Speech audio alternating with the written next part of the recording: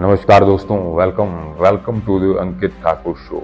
जी हाँ दोस्तों, बुजुर्ग कहते हैं कि हम स्पार्टन्स ग्रेट हिरक्युलिस के वंशज हैं और बहादुर लियोनाइडस ने इस बात को साबित कर दिया। उसे नहीं चाहिए थी श्रद्धांजलि या स्मारक या वीरता और जंग का नगमा। छोटी सी ख्वाहिश थी उसकी कि हमें याद रखना हमें, हम क्यों मरे। यही उम्मीद थी उसकी कि आने वाली अनगिनत सदियों में जब कोई आजाद शख्स वहां से गुजरेगा तो शायद इतिहास की गवाह उन दीवारों से उसे हमारी आवाजें सुनाई दे, जो कह रही है कि जाओ और कह दो हर स्पार्टन से कि ना तो हम झुके और ना ही हमने घुटने टेके। मेरा राजा शहीद हो गया और मेरे भाई भी। बामुश्किल 1 साल पहले मैंने अपने राजा की जीत वाली बात के बारे में बहुत सोच विचार किया और वक्त ने उसे सही साबित कर दिया। हर आजाद यूनानी से लेकर हर आजाद यूनानी तक खबर फैलती गई कि बहादुर लियोनाइडस और उनके 300 साथियों ने घर से बहुत दूर अपनी जानें दी, ना बल्कि स्पार्टा बल्कि पूरे यूनान के लिए, और दिखा दिया कि हम नहीं झुकेंगे। आज हम ऐलान करते हैं प्लेटिया की इस यूनानी सरजमी पर कि जर्जीस की फौज को फना करके ही छोड़ेंगे आज। ओ वहां मैदान के उस पार भेड़ियों का एक झुंड खड़ा है। ध्यान से देखो, उनके दिलों में झांक कर जो दहशत की उंगलियों से जकड़े हुए हैं, क्योंकि वो जानते हैं कि किस कदर 300 बेरहम तलवारों ने उनके दिलों पर कयामत का कहर बरपाया था। वो वहां मैदान के उस पार 10,000 स्पार्टन्स की कमान के पीछे खड़े 30,000 आजाद यूनानी सिपाहियों को देख रहे हैं। दुश्मन हमसे 1 के मुकाबले 3 की बढ़त रखता है, लेकिन हम यूनानियों को चिंता नहीं। आज हम दुनिया को झूठे और जालिम देवता से निजात दिला रहे हैं और कल्पना से ज्यादा रोशन भविष्य से परिचित करा रहे हैं। शुक्रिया कहो दोस्तों बहादुर लियोनाइडस और उनके 300 साथियों को आजादी। या दोस्तों, आज का ग्रीस और उस वक्त का यूनान, और यूनान शहर के अंदर जो एक गांव रहा, जो एक राज्य रहा, स्पार्टा।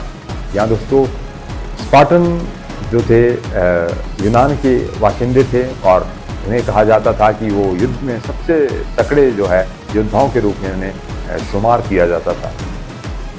इन स्पार्टन्स को 3 कैटेगरी में बांटा गया था। सबसे पहले थे स्पार्टा, जिनका काम था युद्ध में अपने राज्य की रक्षा करना और अपने राज्य में किस तरीके से शांति बहाल की जाए। कोई अगर बाहरी आक्रमण करता है तो उससे किस तरह से निपटा जाए, ये काम होता था स्पार्टा का। दूसरी कैटेगरी आती है स्पार्टियंस। जी हाँ दोस्तों, स्पार्टियंस, इनका जो काम रहता था वो वित्तीय संबंधी मामलों में एक दूसरे के साथ किस तरीके से कॉर्पोरेशन करना, किस तरीके से एक अच्छे राज्य को सुचारू रूप से चलाना। दूसरे नंबर पर ये जो स्पार्टियंस थे, इनका ये काम था। तीसरे नंबर पर आते हैं तो तीसरे नंबर पर थे स्पार्टस। जी हाँ दोस्तों, इनका काम था कि किस तरीके से पूरी एक व्यवस्था है, सैनिकों का खाना पीना, उठना बैठना और हर एक चीज को मैनेज करना, ये उनका काम होता था। दोस्तों शुरू से ही, बचपन से ही जो स्पार्टा थे उन्हें तैयार किया जाता था युद्ध के लिए। किस तरीके से उन्हें तैयार किया जाता था आज मैं आपको ये बताऊंगा कि बचपन में ही उन्हें भेजा जाता था जंगल में, और जंगल में ही उन्हें कहा जाता था कि आप जंगल में सरवाइव कीजिए। आप अगर जिंदा वापस लौट गए तो आप स्पार्टा के लिए काम करेंगे, स्पार्टन आर्मी के लिए काम करेंगे। अगर आप वापस नहीं लौटते तो आप वहीं मर जाएंगे। तो इस तरह के जो है कंडीशंस रखे जाते थे उस आर्मी में सिलेक्ट होने के लिए। और कहा जाता है कि कई लोग वापस नहीं लौटे जंगल से, और जो वापस लौटे वो एक योद्धा बनकर एक अपने आप को उन्होंने सरवाइव किया। 10 या 12 सालों का उस वक्त समय होता था कि जब बच्चा 5 या 6 साल का होगा तो उसे भेज दिया जाएगा जंगल में आप सरवाइव करें, जंगल में आप जंगली जानवरों के साथ लड़ें, उनके साथ फाइट करें। इस तरीके से आप जब वापस आएंगे वेल ट्रेंड होकर तो आप जो है वेल सेटल और वेल आर्मी में आपको स्पार्टा लेगा। तो इस तरीके से दोस्तों उनके अंदर एक जज्बा भरा जाता था। जो उनकी महिलाएं थी, स्पार्टन्स थी, उन्हें भी काफ़ी ज़्यादा युद्ध का जो है शिक्षा दीक्षा दी जाती थी। वो भी हथियार चलाने में काफ़ी माहिर थी और समय समय पर जिस तरीके से ज़रूरत पड़ती थी स्पार्टन्स को, वो भी कंधे से कंधा मिलाकर उनके साथ खड़ी रहती थी। दोस्तों हुआ कुछ इस तरह की स्पार्टन्स जो है कभी भी डिफीट नहीं होते थे किसी भी आर्मी से।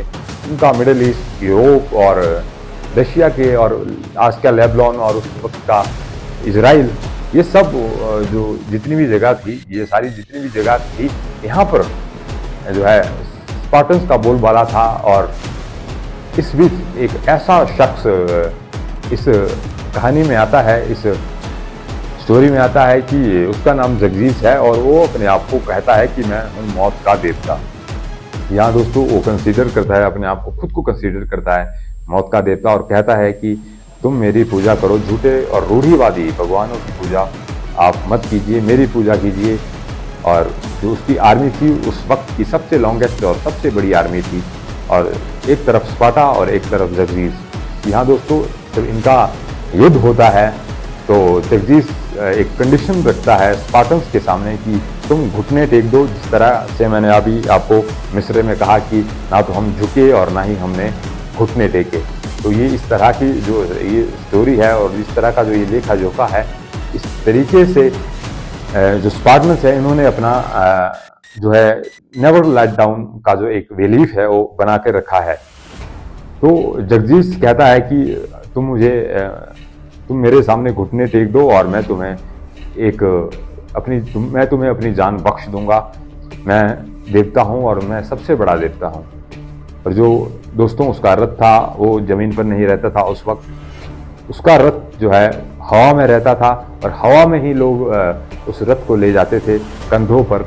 इस तरीके से उसकी जो जालिम और एक क्रूर नेचर था वो हमें दिखता है।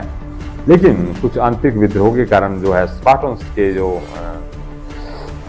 अंदर के लोग हैं उन्होंने स्पार्टन्स का जो है विद्रोह किया और कई ऐसी खबर जो जगजीत को नहीं थी, उसके चलते जो सारे के सारे स्पार्टन्स थे, 300 स्पार्टन्स एक तरफ और वर्ल्ड की लार्जेस्ट आर्मी एक तरफ।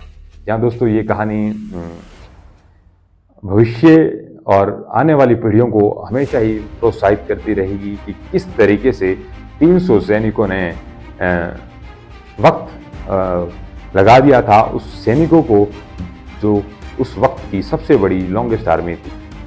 लेकिन दोस्तों अनफॉर्चुनेटली बाद में वो सारे लोग मारे गए और उनका जो एक बिलीफ था कि ना तो हम झुके और ना ही हमने घुटने टेके, ये बिलीफ आज तक बना रहा है और ये बिलीफ आगे भी बना रहेगा।